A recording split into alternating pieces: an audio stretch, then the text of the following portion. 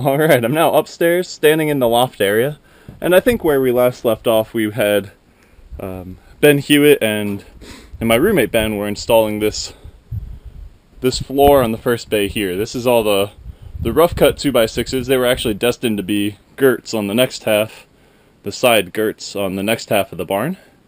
But since we're not going to do that this year, we decided to throw them on as flooring. Now when we get to this joint, we ran out of the rough cut. There's a small step, and then these are all milled boards that we got from the local hardware store, the Pick and Shovel. And we picked those up just instead of ordering them from a lumber mill, since it was much quicker to get and get the floor installed. Let's see, we installed these 6x6 posts. They have brackets at the base. They're actually very easy to lean up. They only have one real joint at the top, which is just a tapered cut on that, and then the rafter sits across that. The rafter is also a 6x6, so that was really a 4-person job. Those are 12-foot 6x6s. We had 2 people standing at the column on the outside here, one person on the ladder at the post, and then one person standing on top of the scaffolding and getting it to fit up at the top. So that would be a very hard job to do without so many hands on site. And then we have these little center posts here. I actually plan to kind of carve out the end of this, maybe make some kind of decorative ball or something like that, and then these beams that run across. But man, it's great, the light streaming through here and everything else. It's really come a long way. And then we have the roof purlins. These are the horizontal members that run across the top. Those are 3x6s, rough cut material. I have them at 15 inches on center, so it's quite a robust roof. It needs to be that way since they're spanning 8 feet between the rafters. Normally in 2x4 construction you might have rafters at 2 feet on center or something like that. But our rafters, these big beams, are 8 feet on center, so we need quite a hefty bit of roof purlins to span across that.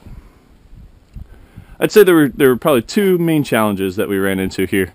One of them was a simple manpower issue, and that was doing these diagonal cuts on the 2x8s here. Ends up being a really long cut, almost with the grain. It's almost a rip cut more than a cross cut. And since we're doing everything by hand, all hand saws, hand nailing, that was quite a task. We actually did those cuts up in the air just so we could get them to fit a little bit better. And we had 16 of those cuts to do. So it was a little bit of work, but once we figured out the recipe for that, it really wasn't so bad. So there's actually probably not anything I would change for next year. The only thing I would say is we installed one of these 2x8s to hold up these center posts. We had the center posts stacked on a pile of blocks, and we used that to actually put the rafters on, because that center post has a little A cut on it, inverted V on it, that picks up the posts up there. Now what we really should have done, just a note for myself for next year, we should have cut off one of these 2x8s prior to installing the next one on the other side, because we already had it with one up in the air. We could have cut that one off, then you put the next one on, then you cut that one off. When you're above, if you're sawing, it's much easier when there's one there. You don't have the other board getting in your way. So with it like this, I kind of worked the saw blade down. I did a little bit of a cut, then I would do a vertical notch to work the pieces out. We just chewed it out that way, and then once one of them was out, you're able to do a clean cut on the other side. So that's probably the only thing I would change there. Probably the biggest challenge we had so far in the construction was installing these center pieces here. This is a solid 6x8, and it's sandwiched in between the outer boards of the columns. I could have done these out of 3 laminated 2x8 boards, as I did with the beam here and the column below. You can see those. Remember, those triple 2x8s. But it's a fairly short member, so I just decided to make those out of 6x8s. Now, it's possible that posed a challenge in itself. This 6-inch dimension might have been slightly wider than the 6 inches on the beam and the 6 inches on the column. But I think it was more so how we went about the installation that posed a problem. So I didn't get any narration previously, but how we installed these beams was we had these outer plies of the columns on all the way up to this joint, but we didn't have this center 6x8 installed. So there's a hole here, and you'll see that on each side of each of those outer plies, but it doesn't go straight through since that column wasn't installed. So we had the hole running through. We put a large 1/2-inch bolt through that, and then we used that to hook on a pulley and hoist up the beam. So without this here, we were actually very easily, very smoothly able to lift the beams into place and install them. It really didn't pose too much of a problem. But then I think we tightened up this joint a little too much prior to installing the 6x8.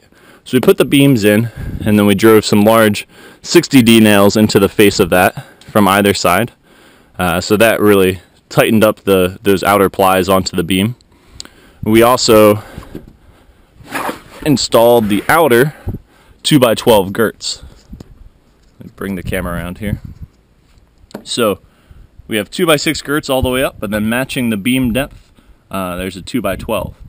And this was nailed through here into this board on either side. So then that also really restrained those plies.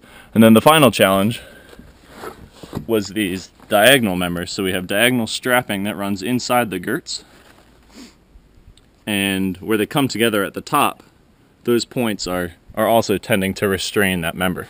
So I did take the time when we installed those outer plies. I made sure that any bow that was in the boards was bowing outwards. So we had them bowing outwards on either side, and I thought, okay, well, that would make it, certainly made it easy to install the beam, and I figured that would make it easy to install that 6x8, but ended up being very tight.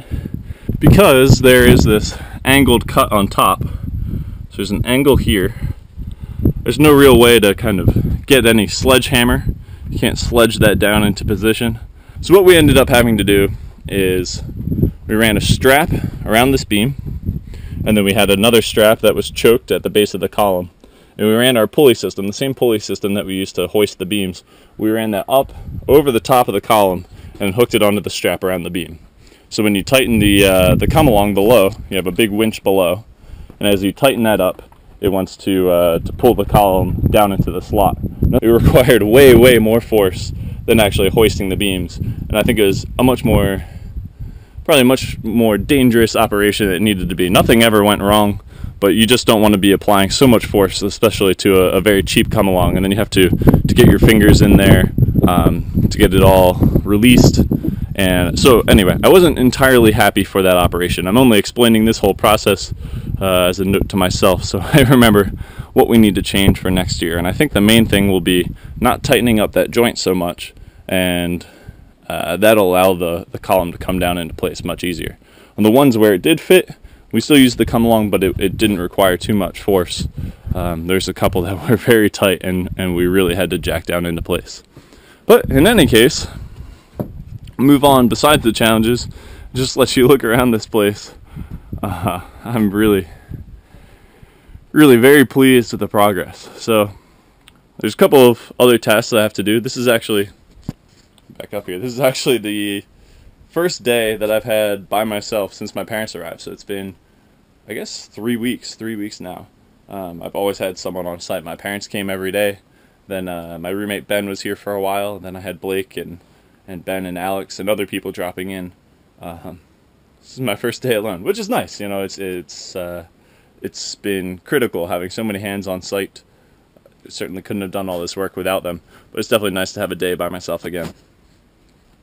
So what I'm going to be doing, probably my first step here, will be working on the floorboards that we have missing in this joint. The only reason we've left those out, we already, I think, did all the notches at the end. So the board will come this way. There's a little rip cut that needs to be done in each of those boards to notch around this column. And then the more complicated one is this joint. So these boards are permanent. They're part of the truss system. So that floorboard is going to need to be notched around that. It also needs to be notched around the 6x8 post. So it's a little bit of craftsmanship, I suppose, kind of more tedious work, and it's something that I can sit here and do by myself. So I'll probably work on that today. We have to do that on each of those sections. Pan over here to our lumber pile. You'll see it's come down really quite a bit.